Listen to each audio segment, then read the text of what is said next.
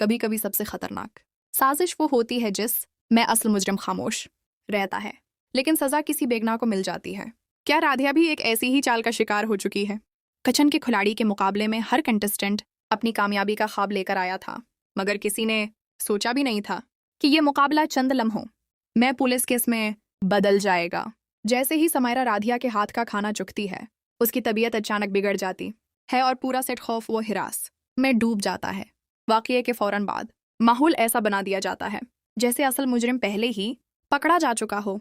राधिया को अपनी सफाई का मौका भी नहीं मिलता और उस पर संगीन इल्जामात की बारिश शुरू हो जाती है। एक के बाद एक इल्जाम, सवाल और शकूक इसके गर्द ऐसा जाल बुन देते हैं कि वो खुद भी हैरान रह जाती है कि आखिर उसके साथ ये सब क्यों हो रहा है। दूसरी तरफ न्यूज़ चैनल्स इस वाक़ये को सनसनीखेज अंदाज में पेश करते हैं। अवाम बगैर किसी तहकीक के राधिया को कसूरवार मान लेते हैं, जबकि उसके खानदान पर भी बदनामी का बोझ आ करता है। कुछ लोग उसे खानदान की सबसे बड़ी गलती करार देते हैं, तो कुछ उसके किरदार पर ही सवाल उठाना शुरू कर देते हैं। सिर्फ एक शख्स ऐसा होता है जो हर इल्ज़ाम के बावजूद राधिया पर इत्मीनान नहीं खोता, और वो है प्रथम। उसे यकीन होता है कि इसकी बीवी किसी भी कीमत पर ऐसा जुर्म नहीं कर सकती, मगर यकीन और हकीकत के दरमियान अब कानून खड़ा है, क्योंकि पुलिस तमाम इब्तदाई शवाहिद की बुनियाद पर राधिया को गिरफ्तार कर लेती है। तहकीकात के दौरान एक हैरानकुन इंकिशाफ सामने आता है कि खाना तैयार करते वक्त कुछ देर के लिए पूरा किचन अंधेरे में डूब गया था।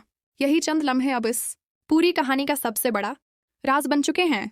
अगर इसी दौरान किसी ने खाने के साथ छेड़छाड़ की, तो फिर असल मुजरिम कौन है? अब फैसले का दारोमदार सिर्फ जज्बात पर नहीं, बल्कि फॉरेंसिक रिपोर्ट, सीसीटीवी रिकॉर्डिंग और पुलिस की तहकीकात पर है। क्या ये सबूत राधिया को इंसाफ दिला पाएंगे, या एक खतरनाक साजिश कामयाब हो जाएगी? आने वाली किस्त में कई ऐसे राज सामने आने वाले हैं जो न सिर्फ इस केस का रख बदल देंगे, बल्कि कुछ किरदारों के असली चेहरे भी दुनिया के सामने ले आएंगे।